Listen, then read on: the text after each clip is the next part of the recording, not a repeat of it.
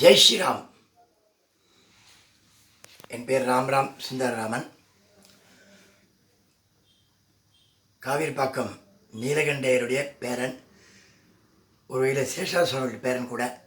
நீலகண்ட அம்மாவும் சேஷாசு அம்மாவும் சொந்த அக்கா தங்கைகள், அந்த வம்சத்தில் வந்தவன். அதனாலேயே ஜெயேந்திர பிரிவாளுக்கு எங்கிட்ட கொஞ்சம் ஈடுபாடு ஜாஸ்தி. ஒரு சித்தர் வம்சத்தில் வந்திருக்கான்ட்டு. நம்ம ஜெயேந்திர பிரிவாள் எப்பவுமே ஒரு புரட்சிகரமான சிந்தனை உள்ளவர். அவருக்கு எல்லாரையும் வந்து ஆன்மீகவாதியாக பார்ப்பார், இந்தியனாக பார்ப்பார், வேறு எதுவும் தெரியாது அவருக்கு. ஒரு காலகட்டத்தில் ராமஜென்மபூமி விஷயம் ரொம்ப தீவிரம் அடைஞ்சு சில முஸ்லீம் லீடர்ஸும் சில இந்து லீடர்ஸும் கருத்து முதல்ல ரொம்ப பெருசாக்கியிருந்தான். அப்போ 90 கரசவை வைக்கணும்னு சொல்லி விஸ்வ இந்து பரிஷத்தில் தீர்மானித்த போது சண்முகாஜின்னு ஒருத்தர் அவருடைய பொறுப்பில் ஒரு மீட்டிங் நடந்தது. யாரெல்லாம் வில்லிங்காக இருக்கேன்னு கேட்டார். எல்லாம் பேர் கொடுத்தார். இப்போ அவர் சொன்னார், போயிட்டு திரும்பி வர்றது டவுட்டு, அதுக்கு தயாராக மட்டும் வாங்கோ.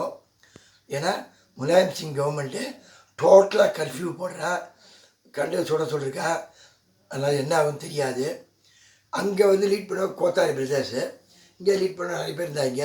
ராமகோபால்ஜி, சண்முகாஜி எல்லாம் இருந்தால். சரி, நாங்களாம் ஒத்துக்கிறோன்ட்டோம். எதுக்கும் பெரியவாட்ட போய் கேட்டு வரலான்ட்டு நானும் செய்கிறேன். பெரியவாட்ட போனோம். பெரியவா சிரிச்சா, போயாடுமா அப்படின்னு கேட்டால், அவன் பெரியவா மனசில் சங்கல்பம் பண்ணிட்டோம், ராமஜென்மபூமி கரசேவாக போகலான்ட்டு அப்படின்னோம். அதுக்கு இல்லை, நிலைமை மோசமாக இருக்குது, உங்களுக்கு குடும்ப குட்டிலாம் இருக்குது. குடும்ப குட்டி இல்லாததுனால பரவாயில்ல, கடமை முடிச்சா பரவாயில்ல, கடமை வேறு முடிக்கல நீங்கள், இந்த சந்தத்தில் கடமைன்றீங்களே. அதான் யோசித்தேன். சரி, நீங்கள் ஆசைப்பட்டீங்க, அம்பாள் பார்த்துப்பா, பிரசாந்தனை எடுத்துகிட்டு போங்க அப்படின்ட்டார். அவர் சொன்ன அந்த வேகம் கொடுத்து எங்களுக்கு எங்கேருந்தா தெம்பு வந்ததில்ல, அவ்வளோ தெம்பாக கிளம்பிட்டோம். கிளம்பி போயிட்டு வந்தோம். அங்கே ஃபயரிங் ஆர்டர் ஆகிருக்கு, உங்களுக்கு கேள்விப்பட்டிருப்பேன். மடத்தில் பெரியவா கேட்குறா, நம்ம குழந்தைகள் போல 2 பேர் வந்துட்டாளா, பத்திரமா வந்துட்டாளா கேட்குறாரு. 5 நாள் கழிச்சா நாங்கள் திரும்பி வர முடிஞ்சது. நான் 4 நாள் ஜெயிலில் இருந்தேன். சாயரா வண்டி கிடைக்காது சுற்றிட்டு வந்தார். வந்த உடனே, வந்துட்டீங்களா, அப்பாடா. நான் பெரியவா, ஒரு சாதுக்கு குடும்பம் இல்லைன்னு நினைக்கிறோம். நம்ம எல்லாருமே ஒரு குடும்பம் தான். அவ்வளோ பேர் தன் குடும்பம் நினைக்கிறார். அது நினச்சா ரொம்ப சந்தோஷமாக இருந்தது. பெரியவா என்ன பண்ணால், யாரெல்லாம் அவரை பார்க்க வராலோ, எப்பேற்பட்ட லீடர்ஸ் இருந்தாலும் அவள்கிட்ட ராமஜென்ம பற்றி பேசுவாள் பெரியவா. ஏதாவது வழி பண்ணணும், அவள் மல்லு கட்டி நிற்கக்கூடாது, யாராவது தனிஞ்சான் போகணும், நம்ம தான் தனிஞ்சு போவோமேன்னு கேட்டால் பெரியவா. அதனாலே சில பேருக்கு அவரை பிடிக்கல, இவர் என்ன அப்படி பண்ணுறாருன்னு. பெரியவா சொன்ன, நான் வேணா பேசிட்டு பண்ணேன். எல்லோரும் சொன்னால் அவரை கிண்டலே பண்ணா, நாங்கள்லாம் பண்ணி முடிச்சு அவர் பண்ணி என்ன போகிறது அப்படின்னா. பெரியவாளுக்கு காமாட்சி கூட இருக்கா, அவளுக்கு தெரியல. இறங்கினார், தானே இறங்கினார். கவர்மெண்ட்டில் அவர் வேண்டிய ஃபெசிலிட்டி பண்ணி கொடுத்தா. இந்த சமயத்தில் நம்ம ரிலையன்ஸ் அம்பானி குரூப் ரொம்ப நினச்சிக்கணும். அவர் தனி ஃப்ளைட்டு கொடுத்து அவர் செக்யூரிட்டிலாம் பண்ணி கொடுத்தார். பெரியவா போய் முஸ்லீம் லீடர்ஸோட 1 வார காலம் அவரை கூப்பிட்டு வர வச்சு பேசி, அவளை நீ நைட்டு வந்து ஓகே பண்ணணும், எல்லாம் முடிஞ்சு வச்சு ஒரு காம்ப்ளைண்ட் செட்டில்மெண்ட் பண்ணணும். ஆனால் நான் நல்லா இல்லைன்னு பெரியவா சொன்னால், நீ நவமின்னு நினைக்கிறேன், ஆனால் மறுநாள் காத்தால் பார்க்கலான்னார். இதுக்குள்ளேயே அந்த லீடர்ஸினுடைய ஃபேண்டிங் குரூப்னு உண்டு எப்பவுமே. அவள் போய் ஸ்டே வாங்கிட்டான் மறுநாளைக்கு. ஆனால் அவர் போட்ட அந்த ஃபார்முலா அப்படியே இருக்குது. ஸ்டே வாங்கினோடனே பெரியவா சொன்னால், நான் என் முயற்சி பண்ணிட்டேன், இப்போ கவர்மெண்ட் என்ன பண்ணி நீங்கள் என்ன பண்ண, இந்த ஸ்டே வெக்கேட் பண்ணிவிடுங்க, வெக்கேட் சீக்கிரம் முடிச்சுடலாம் அப்படின்னா. ஸோ எது சொல்ல வரேன்னா, இந்த ராம ஜென்மபூமி இன்றைக்கு கனவு நனவாரத்துக்கு அடிப்படை காரணம் ஜெயேந்திரன் மட்டுமே, அது சந்தேகமே கிடையாது. அதுக்கப்புறம் என்னாச்சு, 2 பிரசிடென்ட்ஸு, 3 பிரைம் மினிஸ்டர்ஸு எல்லோரும் வந்து இதை பற்றி தான் பேசினேன். பெரியவாட்ட க்ளோஸ்ட்டு பேசி எப்படி கிளியர் பண்ணிக்கலான்ட்டு. அப்போது சில முஸ்லீம் லீடர்ஸு தனியாக வந்து சொன்னான், எங்களை அங்கே சொன்னால் வக்போர்டுக்கு போனால் சொன்னால் வம்பாயிடும், அவளே சில ஐடியா கொடுத்து இப்படி போகலாம் அப்படி போகலாம் கொடுத்து அது பிரகாரம் தான் மூவ் பண்ண சொன்னால். பெரியவா பண்ணி கிட்டத்தட்ட அவளை காம்ப்ரமைஸ் கொண்டு கோர்ட்டில் ஹியரிங் வரும்போது அவளே ஒரு ஸ்டேட்மெண்ட் கொடுத்தா, எங்களுக்கு வந்து தனியாக இடம் கொடுத்தா நாங்கள் ஒத்துக்கிறோம், எங்களுக்கு மன திருப்தி இல்லை, இருந்தாலும் வெகுஜன பிரியமாக இருக்குது அப்படி இதெல்லாம் சொல்ல வச்சுதாரு ஜெயேந்திர தான். ஜெயேந்திர கேட்டால் நான் வாங்கிட்டேன், இவ்வளோ பெரிய இடம் நீங்கள் வந்து ஏற்கனவே தொழுகையே பண்ணாமல் இருந்திருக்கீங்க, அப்போ இடிச்சது தப்பு தான், தொழுகையே பண்ணாமல் இருந்த இடம், அதனால் உங்களுக்கு பாதிப்பு இல்லை, ஒரு அடையாள சின்னம் போயிட்டு தான் உங்களுக்கு வேறு ஒன்றும் கிடையாது. ஆனால் அவன் தொழுகை பண்ண ராமர் கோவில் உங்கள் அவுரங்கசீப் காலத்தில் இடித்த போது அவனுக்கு எவ்வளோ கஷ்டமாக இருக்கும், பாபர் இடிச்சு எவ்வளோ கஷ்டமாக இருந்திருக்கும். அதனால் இதுக்கு தானி தீன் சரியாக போய் சின்ன சொன்னலாம், முடிஞ்சு போச்சு. இப்போ நம்ம வருவோம் இந்தியாவில் இந்து பெரிய ஒரு முக்கியமான விஷயம் சொல்லியிருக்கேன் அவனுக்கு, முஸ்லீம்ஸ்க்கு இந்தியா இருக்கக்கூடிய சலுகை ஒரு பாதுகாப்பு அவ கண்ட்ரிலே இல்லை. ஏன்னா அங்கெல்லாம் வேறு விதமாக இருக்குது. அங்கே வந்து ஒன்று சர்வாதிகாரமாக இருக்கும், இல்லை ஷியா சுன்னி சண்டையாக இருக்கும், இல்லைன்னா ஏகப்பட்ட வசனம் சொல்லி சண்டையாக இருக்கும். இப்படி பாகுபாடு உள்ளே அடிச்சுட்டு இருக்கா அவளுக்குள்ளே அவளுங்க. ஆனால் இந்தியாவில் ஒண்டி தான் மைனாரிட்டின்னு இருந்தால் கூட மெஜாரிட்டி கிடைக்காத பாதுகாப்பும் மெஜாரிட்டி கிடைக்காத ஒரு சலுகைகளும் இங்கே இருந்துட்டுருக்குன்னு சொல்லி அவளை புரிய வச்சு, நீ இப்போ அப்படியே சுமமாக இருக்கணும்டா, விட்டுடா, இந்த ஒரு விஷயம் என்ன ஆகப்படுதுன்னு சொல்லி அதுக்கப்புறம் அவன் சரி ஒத்துட்டு கோர்ட்டுக்கு ஒரு காம்ப்ரமைஸ் ஃபார்முலா கொண்டு போய் கொடுத்து அதை வந்து கோர்ட்டில் 2-3 தடவை அதுக்கு திரும்பி பேசி இந்த ஃபார்முலா ஒத்துக்க மாட்டோன்னு வேற ஒருத்தரை விட்டு சொல்ல வச்சு, இவா இல்லை நான் ஒத்துந்தான் தீருன்னு சொல்லி அதுக்கப்புறம் ஒத்துக்க மாட்டேன்னு சொன்னாலும் ஒத்துட்டு இப்படி அந்த பொலிட்டிக்கல் சேஞ்சஸில் அவளை இறங்கி வந்தான். அந்த பொலிட்டிக்கல் சேஞ்சு வரத்துக்கு கூட பெரியவதான் காரணம். ராமன் நினச்சி நீ பண்ணுங்க, நீங்கள் சத்தியாக இருங்க, உங்களுடைய ஆட்சி இங்கே வரும், அவளுடைய மனசு மாறும் அப்படின்னு. இதில் வேறு என்னென்னா பெரியவாளை கேட்டாலாம், அயோத்தியில் இருக்க அத்தனை வியாபாரி இந்த கோவில் நம்பி தான் இருக்கான், வியாபாரி ஒருத்தவங்க ஹிந்து இதை தெரியுமா, அத்தனை பேர் முஸ்லீம்ஸ் தான் வாங்கணும், அத்தனை ஹிந்து தான் வாங்குறான், அவளுக்குள்ளே எவ்வளோ ஒத்துமைச்சு உங்களுக்கு ஏன்னு கேட்டாலாம். ராமருக்கு பண்ணுறதுக்கு முஸ்லீம் வந்து டைரெக்டாக பண்ணாதீங்க, விற்று அது மூலிமா ராமருக்கு செலுத்துகிறான். இவன் முஸ்லீம்கிட்ட நேராக விரோதம் இல்லை, இவன் மூலிமா ராமர்கிட்ட தான் போகிறான். அல்டிமேட் என்ன இருக்குது, நீ எல்லாம் சொல்லு, நான் ராமர் சொல்லலாம் ஒன்று தான், அதனால் இது ஒத்துவான்னு சொல்லி பெரியவா பர்சுவேட் பண்ணி சதா சர்வகாலம் வரவாயிட்டெல்லாம் இதை பற்றி பேசி அவளை சொல்ல சொல்லி எந்தெந்த டைட்டில் எப்படி இப்படி மூவ் பண்ணுமோ சொல்லி.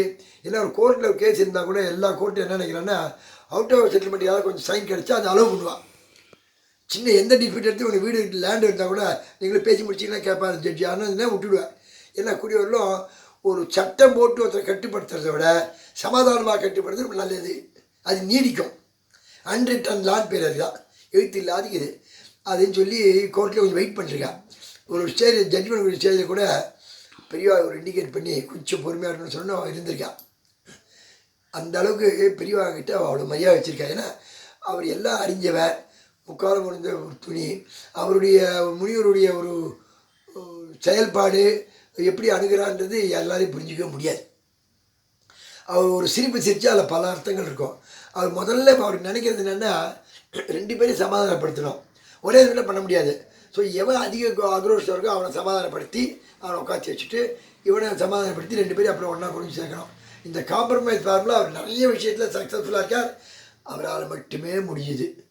இன்றைக்கி நன்னா இருக்குன்னு அதுக்கான இப்போ கூட சமீபத்தில் சுப்பிரமணிய சுவாமி அவர் சொல்லியிருக்கார், ஜெயந்திருக்கு அங்கே நினைவு ஏதாவது சின்ன வைக்கணும் வச்சா நல்லது. காரணம் இன்றைக்கி அயோத்தியா இஷ்யூவில் வந்திருக்குன்னா காரணம் அவர் தான் அப்படின்னு. சவுத்தில் இருக்க ஒரு சன்னியாசி நாட்டில் இருக்கக்கூடிய ஒரு பிரபல்ய மனுஷன் நினைக்கிறார் சொல்கிறாருன்னா அதுவே ஒரு பெருமை தான். அங்கே இருக்க முஸ்லீம்ஸ்லாம் சொல்கிறாங்களாம், அந்த சாமியாக வர அவர் தான் எங்களுக்கெல்லாம் வழிகாட்டி, அவரால் தான் நாங்கள் இன்றைக்கி பழிச்சுட்டு இருக்கோம், அதனால தான் இங்கே இருக்க இந்துக்களுக்கு எங்களுக்கு சண்டை வராமல் இருக்குது அப்படின்லாம் சொல்லியிருக்கா. ஸோ ஜெயந்திரனுடைய ஒரு முயற்சிகள் இவ்வளோ தூரம் நடந்து இன்றைக்கு 5ஆம் தேதி பூமி பூஜை போடுறோம். ஜெயந்திர சுவாமியுடைய ஒரே ஒரு குறிக்கோள் என்ன, இந்தியாவில் இருக்கக்கூடியவர்கள் இந்தியர்கள் மட்டுமே, இவள் யாருமே முஸ்லீம்ஸே இல்லை, இவெல்லாம் பூர்வாசிரமம் வந்து இவெல்லாம் ஹிந்துஸ் தான்.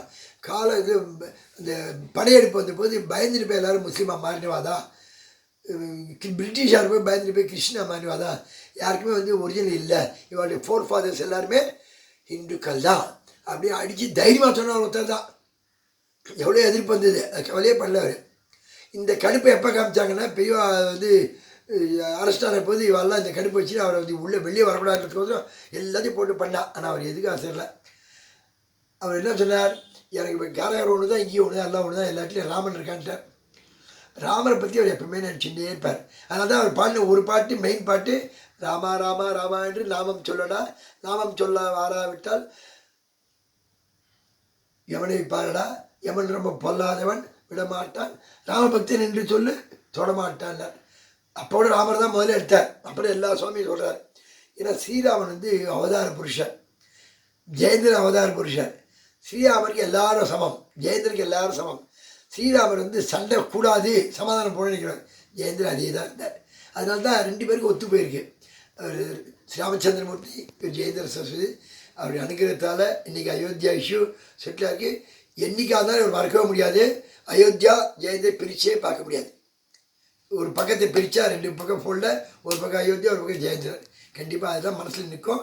எப்பொழுதுக்கும் மனதை பதிஞ்சுட்டுனா அப்புறம் ஒன்றுமே பண்ணாது. சந்தோஷம். ராம் ராம். ஜெய் ஸ்ரீராம். ஜெய் ஸ்ரீராம்.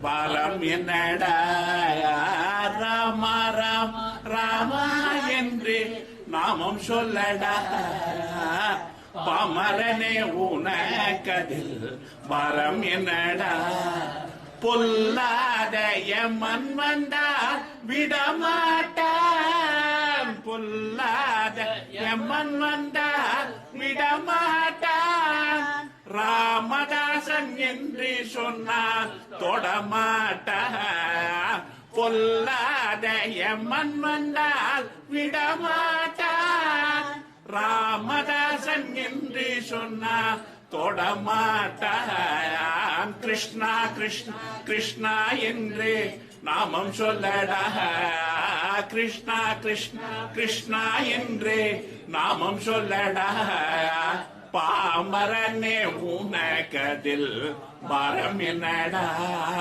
பொல்லாத எம்மன் வந்தா விடமாட்டான், பொல்லாத எம்மன் வந்தா விடமாட்டான், கிருஷ்ணதாசன் என்று சொன்னால் தொடமாட்டான், ரங்கா ரங்கா ரங்கா என்று நாமம் சொல்லடா, ரங்கா ரங்கா ரங்கா என்று நாமம் சொல்லடா, பாமரனே உனக்கதில் வரம் என்னடா, பொல்லாத எம்மன் வந்தா விடமாட்டான், பொல்லாத எம்மன் வந்தா விடமாட்டான், ரங்கதாசன் என்று சொன்னார் தொடமாட்டார், பாண்டு ரங்கதாசன் என்று சொன்னார் தொடமாட்டார், ஸ்ரீரங்கதாசன் என்று சொன்னார் தொடமாட்டார்,